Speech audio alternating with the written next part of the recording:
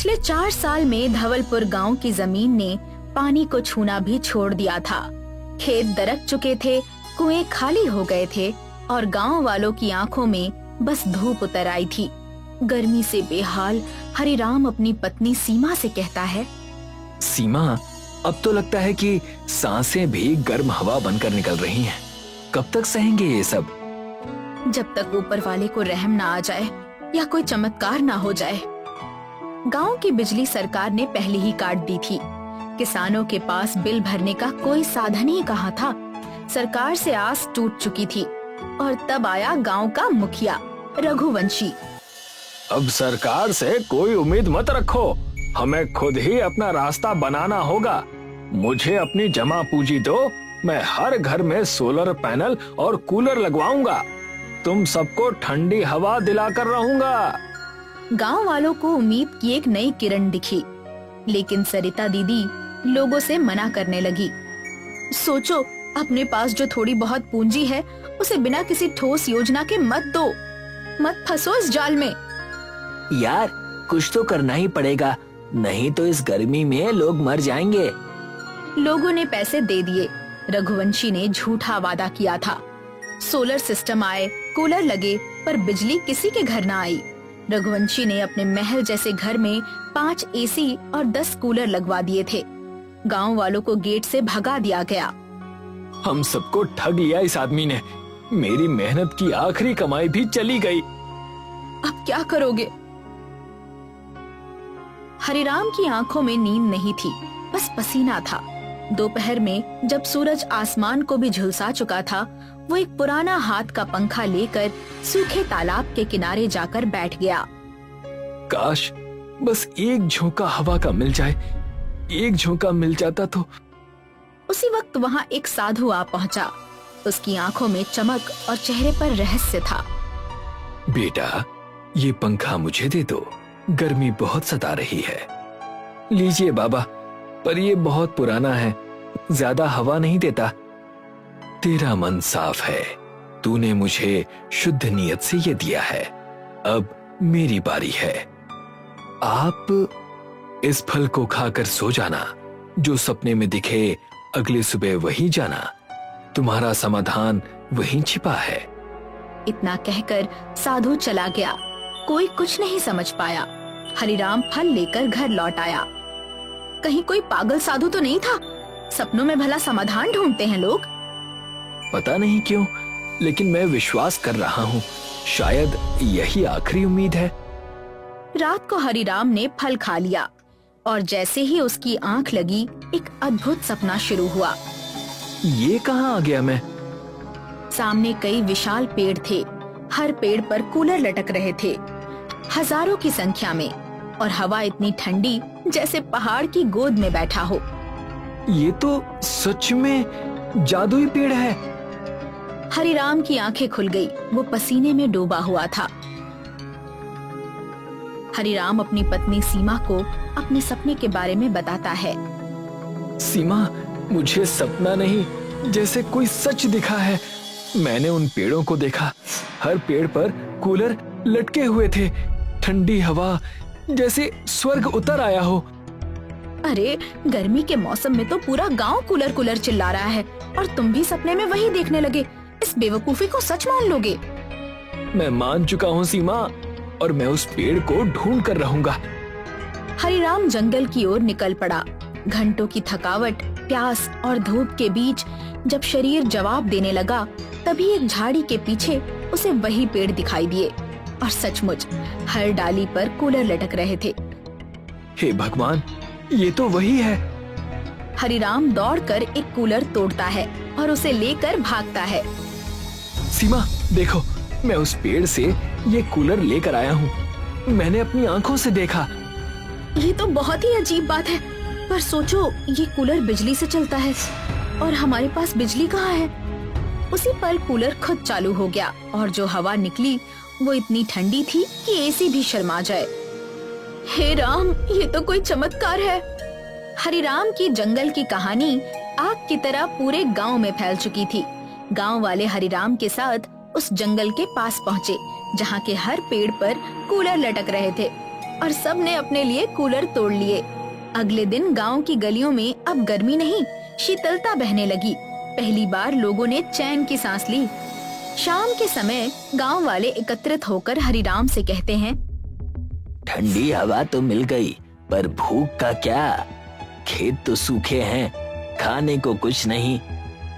हमें कुछ सोचना होगा, ठंडी हवा से पेट तो नहीं भरता ना। हरिराम फिर उसी सूखे तालाब के किनारे बैठ गया। वो आसमान देख रहा था और तभी वो साधु फिर आ पहुंचा। अब बोल बेटा, मैंने तुझ पर कृपा की कि नहीं? महाराज, आपने हवा दे दी, लेकिन खाना नहीं, हमारे पास खेती नहीं, राशन नहीं, हम जिएंगे कैसे? जिस पेड़ से कूलर निकले वो सारे पेड़ अब तुम्हारे हैं। इन कूलर को बेचो, मगर सिर्फ उन अमीर लोगों को जो इनकी कद्र करें, और जो पैसे मिले वो गांव की भलाई में लगाओ। इतना कहकर साधु फिर रहस्यमयी तरीके से चला गया। जैसे आया था वैसे ही। भाइयों और बहनों, अब हम इन कूलरों को सिर्फ दूसरे गांवों के धनवान लोगों को बेचेंगे। जो पैसा आएगा उससे हम अपना खेत वापस जिंदा करेंगे। गांव वाले तैयार हो गए। शहरों और अमीर गांवों में बेचे गए। धीरे धीरे गांव में धन आने लगा। सूखे खेतों में नमी लौटी और ठंडी हवा के साथ पेट की भूख भी मिटने लगी। इधर गांव के बदलते हालात अब रघुवंशी तक भी पहुंच चुके थे। ठंडी हवा और खुशहाल चेहरे रघुवंशी को बेचैन कर रहे थे। भीमा, देख रहे हो, ये गांव तो पूरी तरह बदल गया। हर घर में कूलर है, और ना जाने कहां से आए हैं ये कूलर, जो बिना बिजली के चलते हैं। अब तो उनके पास पैसे भी आने लगे हैं। ऐसा ही रहा तो इनके खेत भी हरे भरे हो जाएंगे, और मेरा नाम लेने वाला कोई भी नहीं रहेगा। मालिक, मुझे पता चला है कि ये सब हरिराम के कारण हो रहा है। एक जंगल में कई पेड़ मिले हैं जिन पर कूलर उगते हैं। क्या बकवास कर रहे हो? गांव वाले नहीं जानते कि मैं आपका आदमी हूँ। मैं भी हरिराम के साथ उस जंगल में गया था। मैंने अपनी आंखों से देखा, कई विशाल वृक्ष, हर पेड़ से ठंडी हवा वाले कूलर नीचे गिर रहे थे। तो फिर ठीक है, जब अगली बार गांव वाले उन पेड़ों से कूलर तोड़ने जाएंगे, तब हम भी चलेंगे और उन पेड़ों को आग लगा देंगे। ना रहेगा बांस और ना बजेगी बांसुरी। हरिराम गांव वालों के साथ पेड़ों के पास पहुंचा ही था कि पीछे से रघुवंशी और भीमा भी आ पहुंचे। भीमा को उनके साथ देख गांव वाले चौंक गए। भीमा, तू तो हमारे साथ था। तू तो भाई बना फिरता था। ये तो आस्तीन का सांप निकला। और अब मैं मुखिया जी के साथ मिलकर इन सारे पेड़ों को आग लगाऊंगा। भीमा और रघुवंशी पेट्रोल और डीजल से उन पेड़ों को जलाने की कोशिश करने लगे, लेकिन आग जल ही नहीं रही थी। अचानक एक तेज हवा चली और साधु वहाँ प्रकट हो गए। उनकी आंखों में अब करुणा नहीं, सिर्फ क्रोध था। तुम दोनों ने हद कर दी है, अब तुम जलकर राख हो जाओगे। भीमा और रघुवंशी के शरीर से आग उठने लगी। वो चीखने लगे, महाराज कृपा कीजिए, चाहे जैसे भी हो, ये हमारे गांव के लोग हैं, इन्हें बचा लीजिए। साधु का क्रोध शांत हो गया। आग बुझ गई। रघुवंशी और भीमा कांप रहे थे। उनकी आंखों में पछतावे के आंसू थे। मैंने तुम्हारे और सारे गांव वालों के साथ बहुत बुरा किया, फिर भी तुमने मेरी जान बचाई। एक इंसान ही दूसरे इंसान की चिंता करता है, यही इंसानियत है। मैंने सिर्फ हरिराम की सच्चाई और नियत देखकर इस गांव की मदद की। मैं बहुत समय से देख रहा था कि ये गांव कितनी तकलीफों में था, लेकिन रघुवंशी, तूने सब कुछ जानते हुए भी अनदेखा किया। अपनी हवेली में एसी लगवा लिए और बाकी सबको सूखे में झोंक दिया। हमें माफ कर दीजिए महाराज। एक शर्त पर माफी मिलेगी। अब से इस गांव का मुखिया रघुवंशी नहीं, हरिराम होगा। ठीक है, अब हरिराम ही हमारे गांव का नया मुखिया होगा। हर घर में ठंडी हवा, खेतों में हरियाली और लोगों के दिल में उम्मीद थी। हरिराम अब सिर्फ हर घर की राहत नहीं, पूरे गांव की आवाज बन चुका था। और धवलपुर अब सचमुच हरितपुर बन चुका था, जहाँ पेड़ कूलर देते थे और लोग इंसानियत। दर्पणपुर नाम का एक गांव था। इस गांव में लोग मिट्टी के घरों में रहा करते थे। गांव के लोग बहुत ही खुशहाल जीवन बिता रहे थे। इसी गांव में एक महेश नाम का युवक रहता था। महेश अपनी पत्नी के साथ आम के बागान में फल जमा कर रहा था। अरे शिवानी, आम की पैदावार बहुत अच्छी हुई है। हाँ, बिल्कुल सही कह रहे हैं। इस साल बागान में फलों की पैदावार बहुत अच्छी हुई है और साथ ही साथ खेतों की फसल भी बहुत अच्छी हुई है। हाँ, इस साल धन पर्याप्त होगा हमारे पास। और यदि कहीं दिक्कत आई तो आप घर बनाने का जो काम करते हैं उससे ठीक हो जाएगी। हाँ, सही कहती हो। अच्छा, चलो अब मैं इन्हें बाजार में बेच आता हूँ। अब शाम को घर पर भेंट होगी। जी, मैं भी तब तक घर के सारे काम निपटा देती हूँ। महेश फलों की टोकरी लेकर बाजार की ओर निकल पड़ा। महेश जैसे ही अपनी दुकान में आकर बैठता है, वहाँ प्रधान और कुछ लोग उससे फल खरीदने आते हैं। अरे भाई महेश, लगता है कि इस बार बागान में फल बहुत बढ़िया हुए हैं, क्यों? हाँ प्रधान जी, बिल्कुल सही कह रहे हैं। मैं और शिवानी आज इसी विषय पर चर्चा कर रहे थे। फलों की बात बहुत कर ली महेश, मुझे तुमसे कुछ जरूरी बात करनी है। क्या बात है प्रधान जी?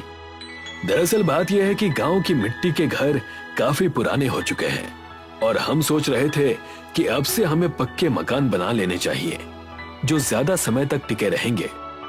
हाँ, आप सही कह रहे हैं। मैं भी कुछ दिनों से अपने मकान को पक्का मकान बनाने की सोच रहा था, लेकिन बड़ी दिक्कत यह है कि गांव का हर व्यक्ति इतने पैसे कहां से लाएगा। हाँ, और इसी वजह से मैंने ठेकेदार से बात करने की सोची है। आज दुकान बंद करने के बाद तुम मेरे साथ ठेकेदार के यहाँ चलना। जैसा आप कहें प्रधान जी। प्रधान अपनी बात कह के वहाँ से चला जाता है और महेश प्रधान के साथ ठेकेदार के घर पर आ गया था। क्या बात है प्रधान और महेश, कैसे आना हुआ आज? वो एक जरूरी काम था ठेकेदार, तो तुमसे पूछने आ गए। और महेश को भी मैं इसी वजह से अपने साथ लेकर आया हूँ। तो बताओ क्या काम है? जी ठेकेदार जी, मैं बताता हूँ। हम सोच रहे थे कि लोगों के मिट्टी के घर पुराने हो गए हैं, तो अब हम सब घरों को नए सिरे से पक्के घरों में बदल दें। अच्छा, तो ये बात है। लेकिन गांव में एक घर तो है नहीं, कई घर हैं, तो इतने पैसे कहां से लाओगे? इसी कारण तो आपके पास आए थे। हाँ, आप अभी हमारी मदद कर देते तो सारे गांव वाले आपको धीरे धीरे पैसे लौटा देते। मजाक है क्या? मैं ऐसी कोई मदद नहीं करने वाला। पैसे लेकर आओ, फिर बात करेंगे इसके आगे। मुझे बाहर से लोग भी बुलाने होंगे और घर बनाने की चीजों के मोल भी चुकाने होंगे। ठेकेदार जी, लोग तो हमें गांव में ही मिल जाएंगे और कुछ पैसे जोड़ घटाकर दे भी देंगे। आप कृपया एक बार और सोच लीजिए और मदद कर दीजिए हमारी।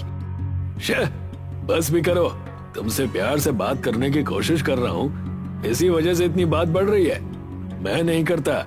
पैसे लाओगे तब काम होगा, वरना नहीं। अब जाओ। एक बार सोच तो लीजिए ठेकेदार जी, कोई तो मार्ग होगा। लोग त्रस्त हो जाएंगे आने वाली बारिश से, हमें उनकी कुछ तो मदद करनी होगी ना। हाँ, सही कह रहे हो कि लोग त्रस्त हो जाएंगे, और अगर उन्हें इतनी ही दिक्कत है तो सबसे कहो कि अपने पास से मुझे 1-1 बीघा जमीन मुझे दे दे। क्या कहते हो? महेश, चलो चलते हैं। मुझे अंदेशा था कि ऐसा ही जवाब मिलेगा, पर मैंने फिर भी कोशिश करने की सोची और तुम्हें भी ये सब देखना पड़ गया। पर प्रधान जी। प्रधान महेश को इशारा करता है और महेश अपने शब्दों को पीसकर पी जाता है। ठेकेदार की बात सुनकर महेश निराश होकर अपने घर लौट आता है। शिवानी उसके चेहरे पर ये निराशा देखकर उससे पूछती है, अरे जी, क्या हुआ? आखिर बात क्या है? कुछ नहीं शिवानी, बस ये ठेकेदार की बात सुनकर मुझे बहुत दुख हुआ। ऐसा क्या कह दिया उन्होंने? ठेकेदार से गांव वालों की मदद करने के लिए कहा तो उन्होंने खरी खोटी सुनाकर लौटा दिया। अब तो बरसात का महीना भी आ रहा है और लोगों के घर पुराने हो चुके हैं। पता नहीं अब क्या होगा। आपका मन बहुत ही कोमल है। आप सब गांव वालों के लिए इतना सोच रहे हैं। भगवान करे कि आपको इस परिस्थिति को पार करने की शक्ति मिले। काश मैं कुछ कर पाता अपने गांव के लिए। अब सो भी जाइए, मार्ग के बारे में कल सोचिएगा। ठीक है शिवानी, अब और कर भी क्या सकते हैं। महेश सो जाता है और उसे एक सपना आता है। सपने में महेश एक आम के पेड़ के पास आम उठाता है और उस आम को खोलकर देखता है कि उसमें एक कांच का बीज है। कांच का बीज वो जमीन में गाड़ देता है और वहाँ पर एक पेड़ उगाता है जिसमें कांच लटके थे, मानो उस पेड़ पर कांच फलों की तरह उगाए हो। सुबह हो गई और महेश उठते ही शिवानी को जगाने लगा। शिवानी उठो, शिवानी। क्या बात है जी, ऐसी क्या आपदा आन पड़ी है सुबह सुबह? अरे कोई आपदा नहीं, मुझे बस एक सपना आया था और उस सपने में मैंने देखा कि आम की गुठलियों की जगह एक कांच का बीज है और उससे ऐसे पेड़ तैयार हो रहे हैं जिसमें कांच लटके हैं। पर ये तो बस एक सपना है जी, आप भी ना। डूबते को तिनके का सहारा जानो। कल ही हमने कोई मार्ग मांगा था, शायद ये वही हो। मैं समझती हूँ कि आप गांव वालों की मदद करना चाहते हैं, पर इस तरह से सपने को सच मान लेना आपकी सेहत के लिए ठीक नहीं है। तुम कुछ भी कहो, पर बस चलो मेरी संतुष्टि के लिए एक बार देख आते हैं। अच्छा जी, ठीक है। आओ चलते हैं।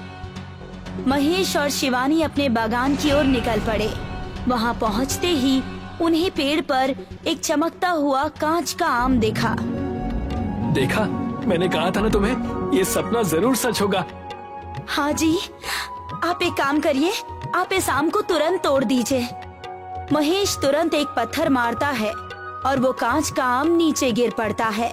उस आम को जैसे ही महेश खोलने की कोशिश करता है, वो आम खुल जाता है और उसमें से एक कांच का बीज बाहर निकलता है। देखो शिवानी, हम इसे बो देते हैं। कांच निकलेंगे तो हम उससे लोगों के घर बना देंगे और सारी दिक्कतें खत्म। हाँ जी, बिल्कुल सही कह रहे हैं। इसे कल देखने आ जाएंगे और साथ में सरपंच जी को भी ले आएंगे। दोनों आम के बीज को बो देते हैं और उस पर पानी डालकर चले जाते हैं। वो पौधा तनिक बढ़ जाता है, पर दोनों अपनी खुशी में आगे चले जाते हैं और कल का इंतजार करते हैं। रात बीत गई और नई सुबह आई। महेश के साथ सरपंच जी भी उस बागान में आकर खड़े थे और कांच के पेड़ को देखकर बहुत चक्का रह गए थे। अरे, तुमने तो कहा था कि बीज कल ही बोया है, ये तो पूरा का पूरा पेड़ है। जी प्रधान जी, अब गांव से कुछ लोगों को जोड़कर हम सबके घर बनाना शुरू कर सकते हैं। हाँ, सही कहते हो। अब हमें ठेकेदार के पास भीख मांगने की जरूरत नहीं है। तो क्या कहते हैं प्रधान जी, आज से ही शुभारंभ कर दें? हाँ, शुभ काम में देरी कैसी।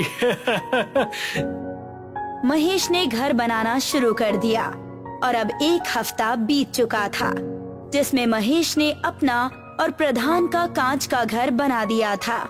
महेश और प्रधान महेश के नए घर में बैठे थे, तभी वहाँ ठेकेदार आता है। और भाई महेश, क्या हाल चाल है? मेरे हाल चाल तो बहुत ही अच्छे हैं, आप बताइए ठेकेदार जी।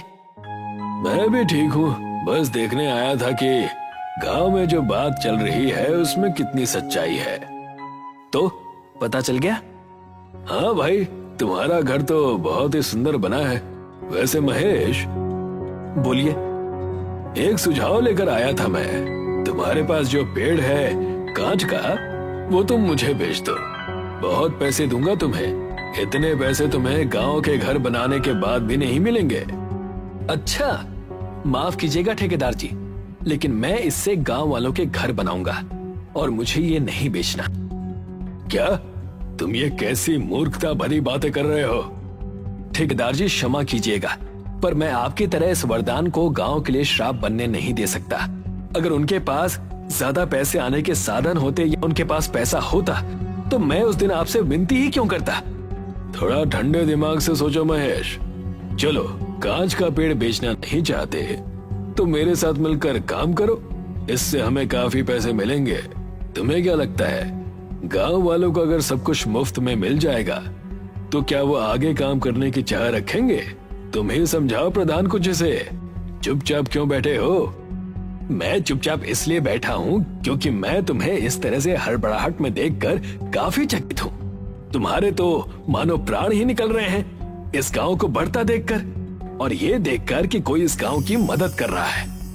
हाँ प्रधान जी, सही कह रहे हैं आप। पहले तो आप हमारी मदद करने आए नहीं ठेकेदार जी, और जब हमारे पास दूसरे साधन आ गए हैं तो आप हमारी मदद करने की जगह उल्टा भड़काने आ गए हैं। शे, तुम लोग कभी नहीं समझने वाले, जो समझ में आए वो करो।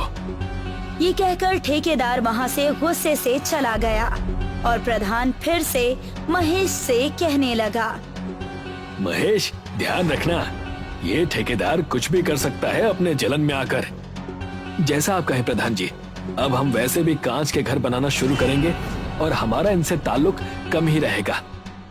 देखते ही देखते 1 महीना बीत गया।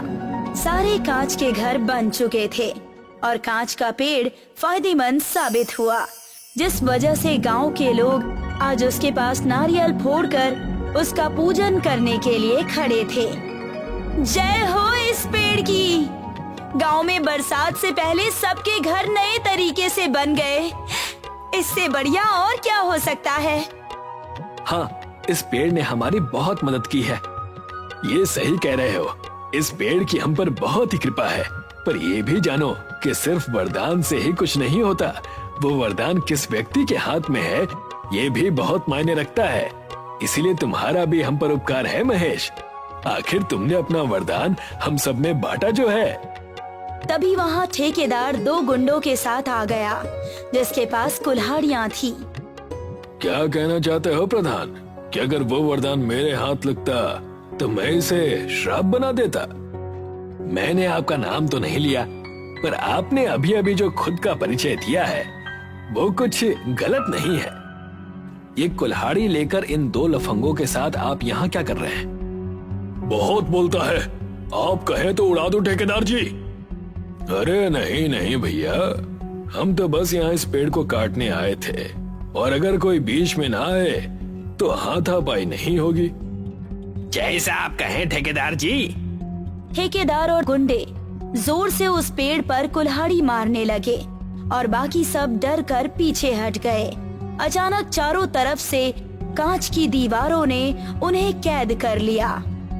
बचाओ बचाओ! अरे ये कांच की दीवारों पर हाथ पीट पीट कर क्या कर रहे हैं ठेकेदार जी? पता नहीं भैया, पर आनंद बड़ा आ रहा है। इसी तरह कांच के पेड़ ने फिर से एक बार गांव को बचा लिया और सब ठहाके लगाकर खुशी खुशी अपने कांच के घरों में रहने लगे।